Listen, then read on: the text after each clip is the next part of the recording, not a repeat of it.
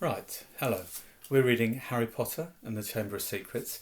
Last chapter, of course, Harry and Ron and Hermione, of course, drank the Polyjuice potion.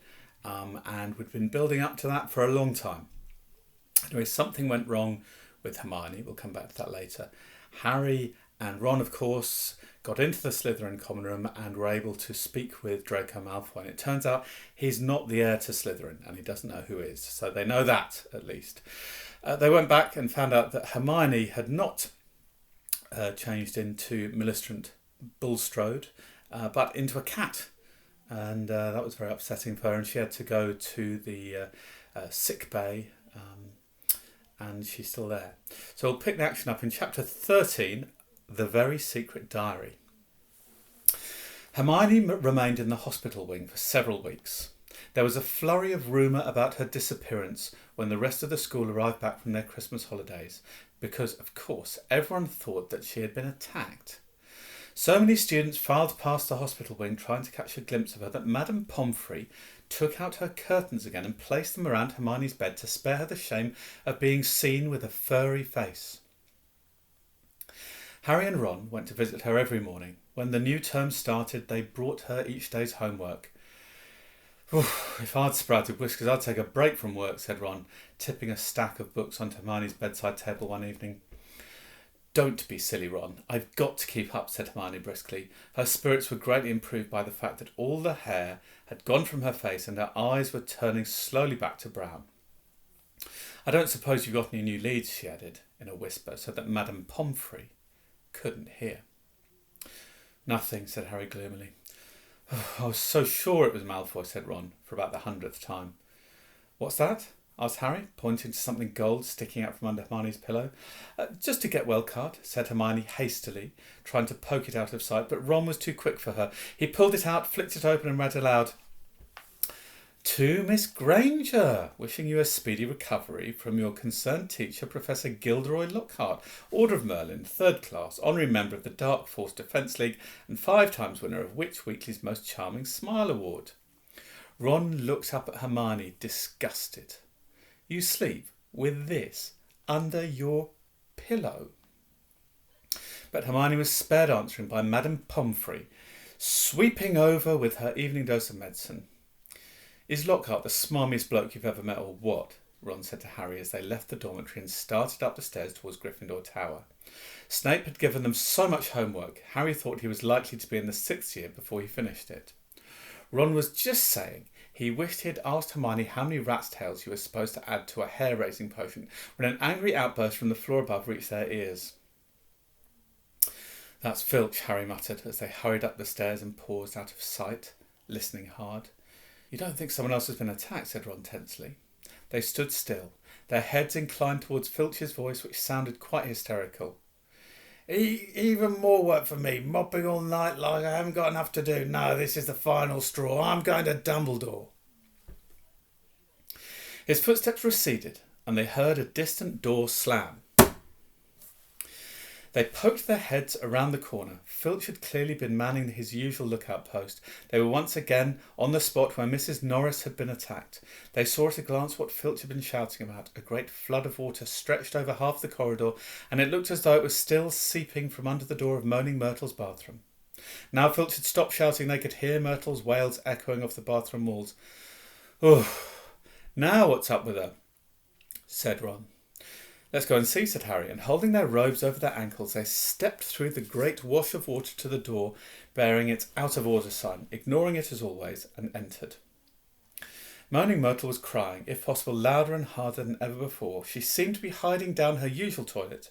It was dark in the bathroom because the candles had been extinguished in the great rush of water that had left both walls and floors soaking wet. What's up, Myrtle? Said Harry. Who's that? Glugged Myrtle miserably.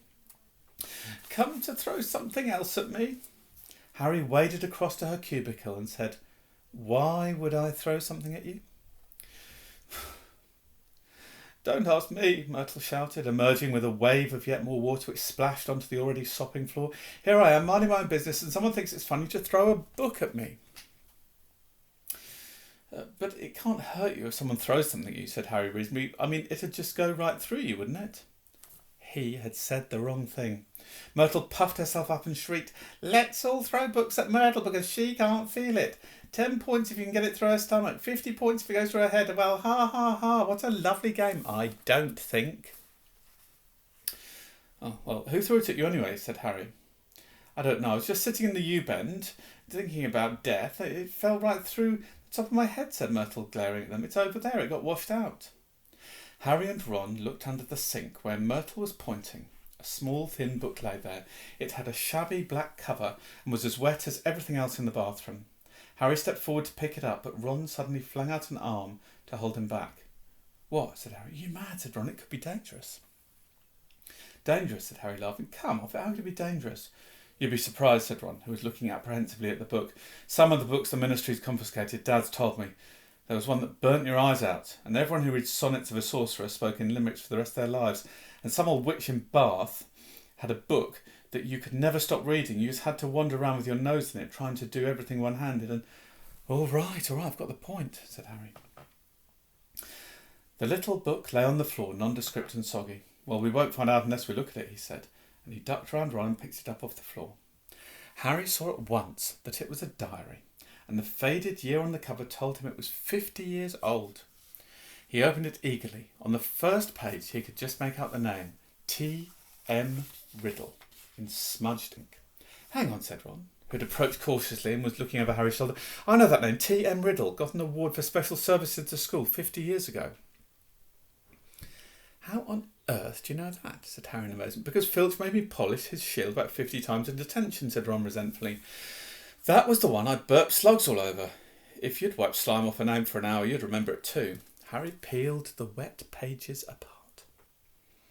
They were completely blank. There wasn't the faintest trace of writing on any of them, not even Auntie Mabel's birthday or dentist, 3:30. "You never wrote in it," said Harry, disappointed. "I wonder why someone wanted to flush it away," said Ron curiously.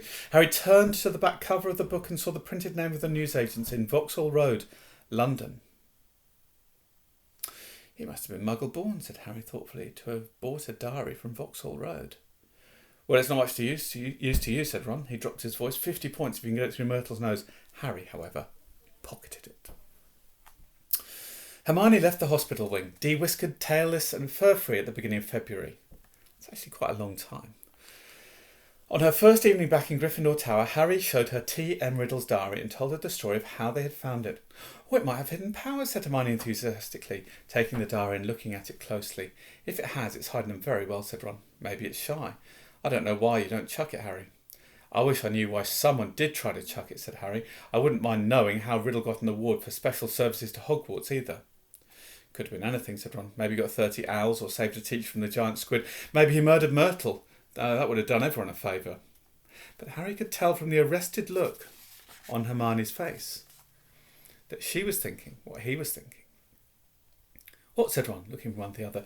"Well, the Chamber of Secrets was opened 50 years ago, wasn't it?" he said. "That's what Malfoy said." "Yeah," said Ron, slowly. "And this diary is 50 years old," said Hermione, tapping it excitedly. "So?" "Oh, Ron, wake up," snapped Hermione. "We know the person who opened the chamber last time was expelled 50 years ago. We know T.M.Riddle got an award for services to school 50 years ago. Well, what if Riddle got his special award for catching the heir of Slytherin?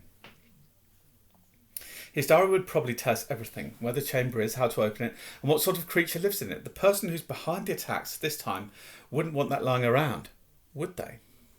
"That's a brilliant theory, Hermione," said Ron, with just one tiny flaw. "There's nothing written in the diary." But Hermione was pulling her wand out of her bag. "It might be invisible ink," she whispered.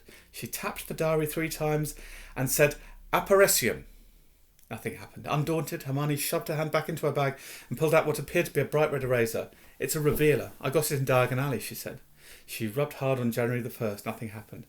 "I'm telling you, there's nothing to find in there," said Ron.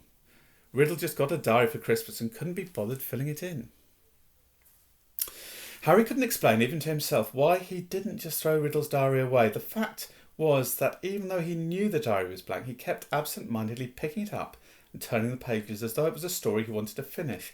And while Harry was sure he had never heard the name T.M.Riddle before, it still seemed to mean something to him, almost as though Riddle was a friend he'd had when he was very small and half forgotten. But this was absurd.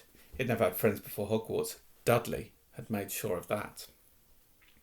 Nevertheless, Harry was determined to find out more about Riddle, so next day at break he headed for the trophy room to examine Riddle's special award, accompanied by an interested Hermione and a thoroughly unconvinced Ron, who told him he'd seen enough of the trophy room to last him a lifetime. Riddle's burnished gold shield was tucked away in a corner cabinet. It didn't carry details of what had been given to him. Good thing too, it would have been even bigger and I'll still be polishing it, said Ron. However, they did find Riddle's name on an old medal for magical merit, and on a list of old head boys. Sounds like Percy, said Ron, wrinkling his nose in disgust. Prefect, head boy, probably top of every class. You say that like it's a bad thing, said Hermione, in a slightly hurt voice. Okay, we'll leave it there.